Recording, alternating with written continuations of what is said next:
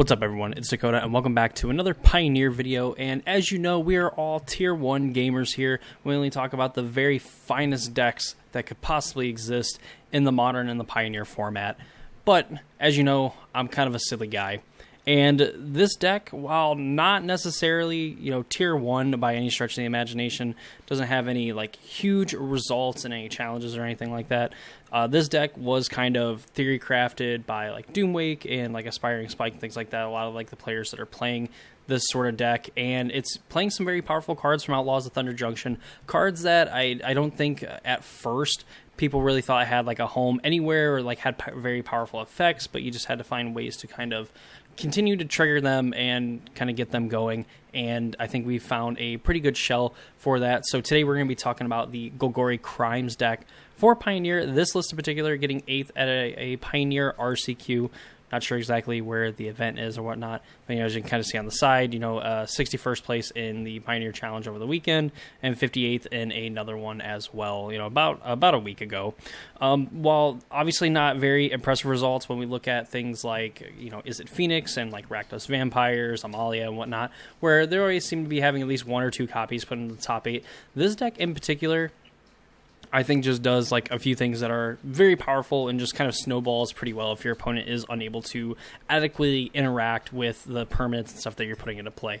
But of course, before we get too deep into the deck list itself, as I kind of ramble on like I normally do, if you're not already subscribed to the channel and you want to see more videos from me where I do a lot of videos pertaining to the Modern and Pioneer format along with some other longer form videos, if any of that interests you, please consider subscribing to the channel and ring the notification bell so you know when those videos get posted. And if you want even more content from me, I have a playlist of the Casual Spikes podcast that me and my co-host Randy do just about every Saturday when we try to, although my work is now deeming me pretty important to actually, have to work. So, but we have, 13, 14 episodes in that playlist, talking about various points of, competitive Magic, talking about the previous, regional championships, talking about, the Pioneer and Modern metas and things like that.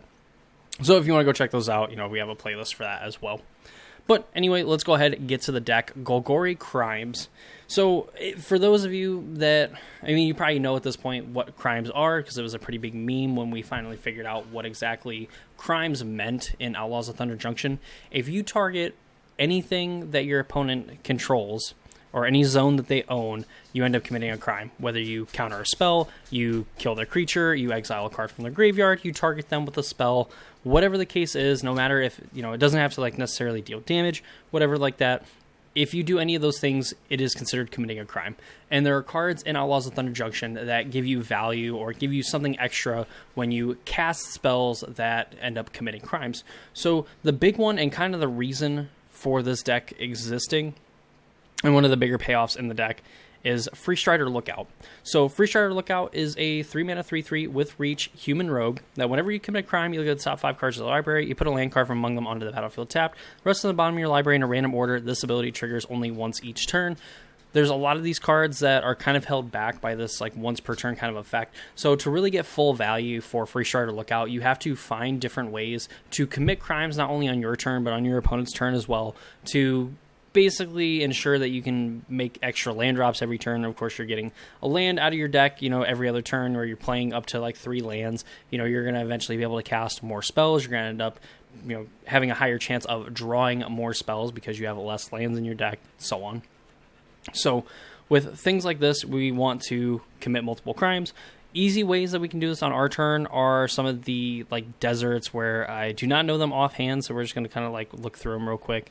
So we have something like a Sunscorched Desert. When it enters the battlefield, it deals with 1 damage to target player. And it actually looks like that's the only desert that's playing, because I know that they were playing the green-black deserts. But, you have something like Field of Ruin that is going to blow up a non-basic land an opponent controls. That's considered committing a crime. Hive of the Eye Tyrant, activating it is not committing a crime, but being able to attack with it and exile a target card from a defending player's graveyard is committing a crime, so you're going to be able to get something out of there. I believe Restless Cottage as well. You exile up to 1 target card from a graveyard, same thing. You can end up getting a card out of your opponent's graveyard and committing a crime to trigger Free Strider Lookout and some other, crime committing payoffs. So just in the mana base, you have some of the cards that can commit crimes. Going down even further, you have cards like Duress, Fatal Push, Thoughtseize, Abrupt Decay, Bitter Triumph, Go for the Throat, Pillage the Bog is a new card also from Outlaws of Thunder Junction that with the more lands that you have in play, the more cards you're going to look at. So basically for every one land you have, you get to look at 2 cards. So you play this on turn 2, you're going to be able to look at 4 cards, put a land in your hand, put a card into your hand, the rest on the bottom in a random order. You can also plot it as well for 3 mana and be able to cast it for free later. But you're essentially getting to play this card because of something like Free Strider Lookout. You're able to be able to get multiple lands into play. You know, it's nothing that once you kind of get a Free Strider Lookout going, play like a desert and ping your opponent, and then you're able to kind of like trigger it again on your turn. You know, you can have like 7-8 lands in play, and then Pillage the Bog for 2 mana is going to look at 16 cards. You know, and when you're at that point in the game where you're also getting a ton of lands on the battlefield, you're, you know, drawing your card for turn, what have you. You know, eventually you're going to have 30 cards in your library and, you know, 8 to 10 lands in play. So that means you're going to look at 16 to 20 cards and you have 30 cards in your library. You're essentially getting a demonic tutor out of Pillage the Bog. At least you're very likely to find the card that you would be looking for with something like this. Shielder's Edict. Getting target your opponent, they can sacrifice a non-token, a token creature, or a planeswalker, commits a crime, Gix's Command, and Invoke Despair.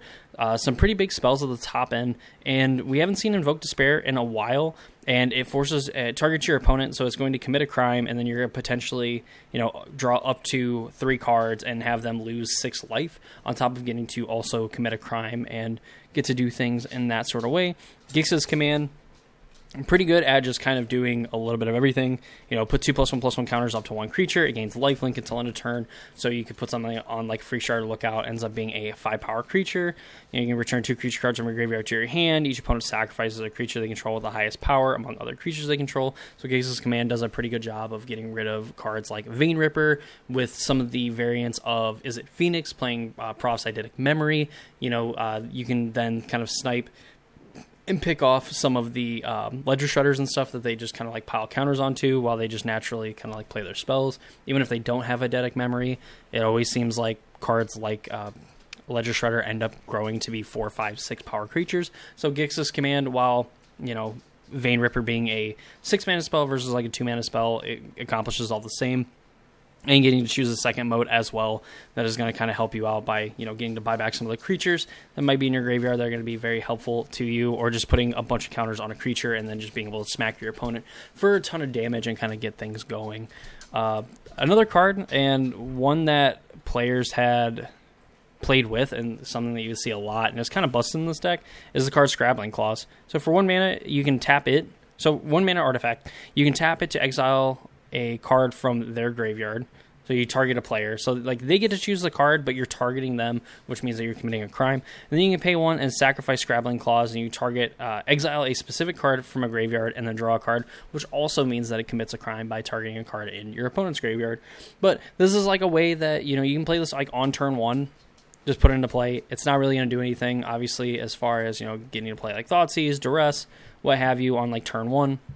Not ideal, but, you know, Scrabbling Claws allowing you to commit crimes essentially for free, and also being something you can do on turn 1 when you're not really doing much of anything else, and even just kind of being a nice like curve filler, you know, on like a later turn where you want to, you know, play like a Graveyard Trespass, or excuse me, you want to play like a Free Strider Lookout, play like Sunscorched Desert, deal a damage to your opponent, get to trigger the effect, and then with that mana play a Scrabbling Claws, so then you can activate on your opponent's turn and kind of get more lands going that way, or at least more looks at lands.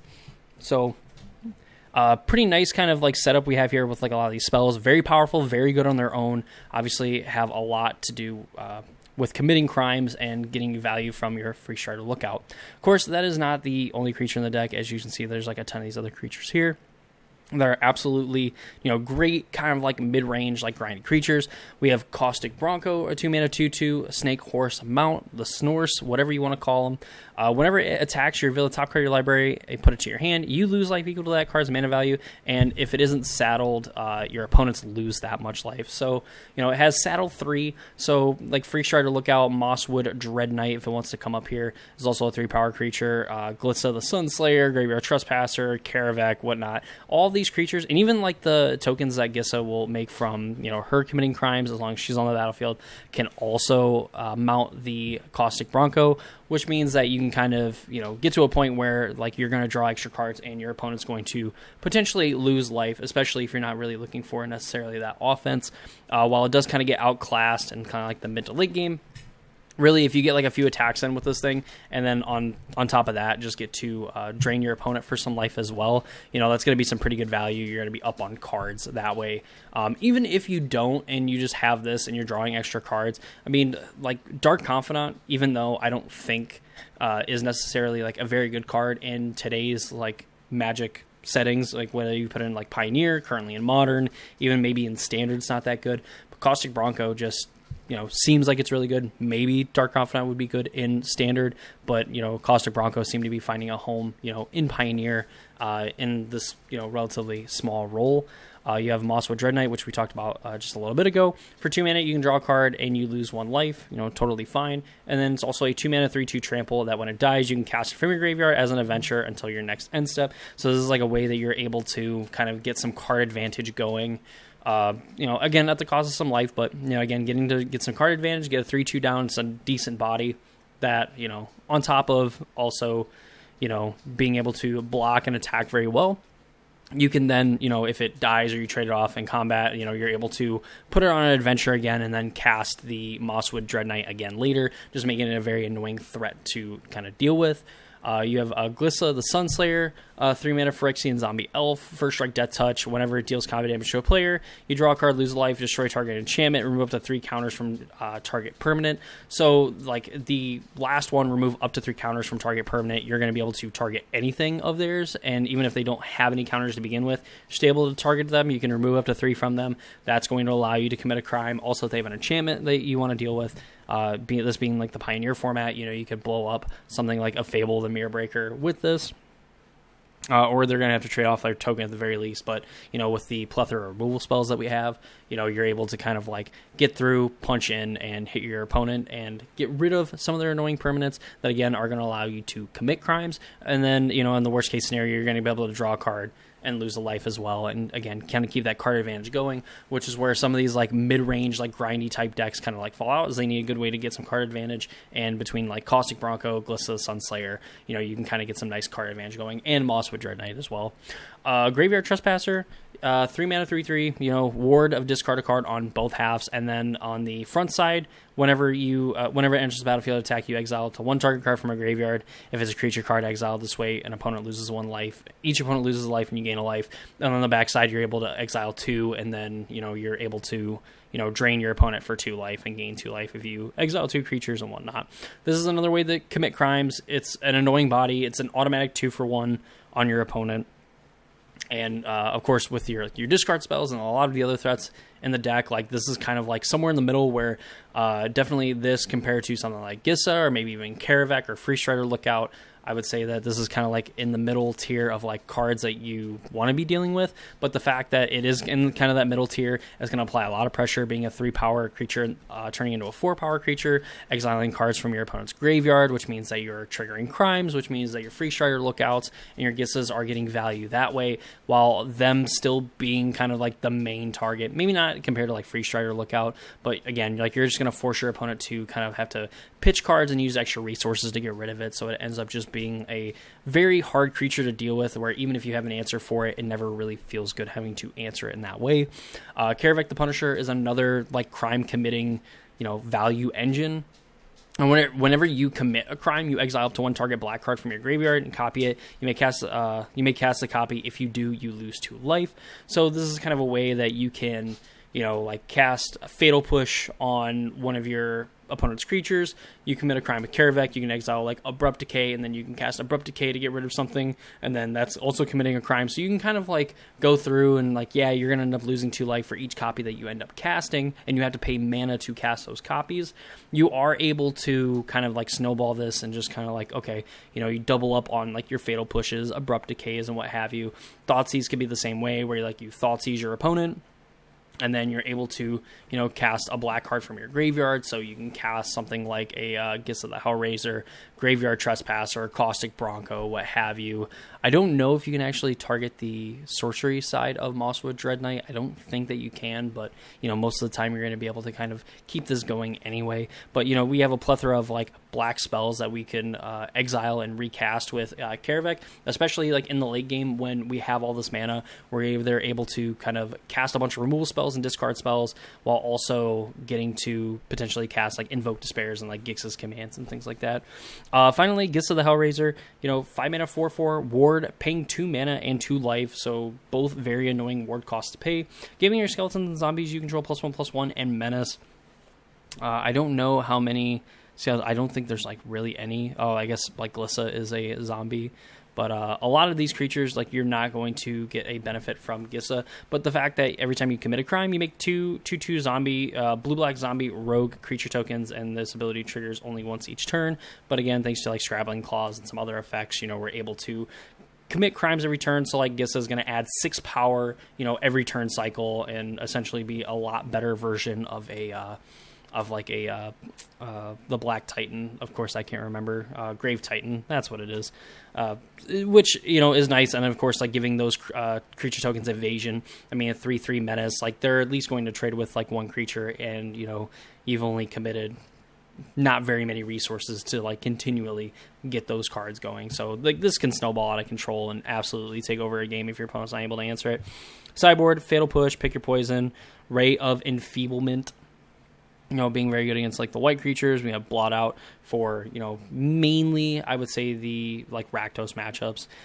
Go Blank, Path of Peril, Preacher of the Schism, and Aklazat's Deepest Betrayal, just being, like, the really good black sideboard, or really, like, mainboard cards in, like, these other cases. But also Path of Peril being a very good sideboard card as well for, like, the small creature decks. And that is Golgari Crimes for the Pioneer format. Overall, this deck is very, very, very grindy. You're definitely looking to get free Strider Lookouts going, and once you get kind of one going, it ends up being, a pretty huge deal.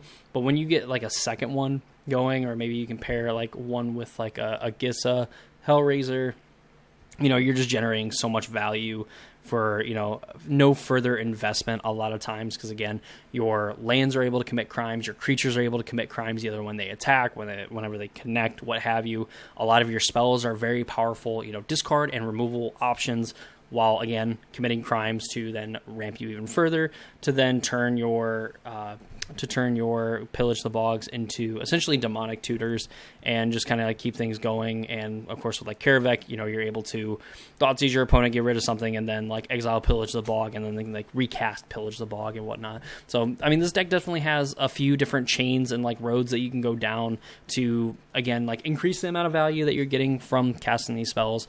And just further put your opponent a lot farther behind on what you're doing, because, again, you're being able to cast, 2, 3, 4, 5 spells a turn versus your opponent's, like, 2 or 3, like, in the late game, and eventually you're just kind of able to outpace them by being able to cast twice as many spells as they are, while also getting to mess with the graveyard, which is pretty relevant against one of the most popular decks in the format, in, like, Is It Phoenix, and then having some removal options and able to kind of go around and go wider than, Rakdos Vampires, to where, like, yeah, maybe they're able to kind of, like, gain some life and whatnot from their Vein Ripper if they have an early one, but, if you deal with Vein Ripper, then they're absolutely on the back foot. And even then, if you go, like, wide enough and whatnot, and they have to, like, leave their creatures back to block, if you just go wide enough, making, 4 zombies, like, every turn cycle, having menace and everything like that, eventually you're going to be able to outsize your opponent's battlefield and just attack him with a ton of zombies. And no matter how many triggers they put on the stack, they're not going to be able to gain enough life to actually be able to win the game, or at least, stabilize, because they're already going to be dead. So that's going to be me in this video. Hope y'all enjoyed. If you did, please leave a like on the video. Comment down below what Pioneer deck you would love to see next on the channel. We're getting close to the end of the Pioneer RCQ season. We're probably going to end up being, like, circling around and kind of wrapping up kind of like the metagame as we kind of sunset on the current Pioneer RCQ season and start gearing up for the modern RCQ season, which, is going to be pretty big with Modern Horizons 3 coming out. So be sure to kind of stick around for the channel there. So you should consider subscribing and ring notification bell so you know when those videos go live. Of course, keep an eye out for the Casual Spikes podcast that goes up on most Saturdays. Trying to get an episode out this Saturday, so be on the lookout for that. And yeah, that's going to do it for me in this video. Hope you all enjoyed it. I also hope to see you all in the next one.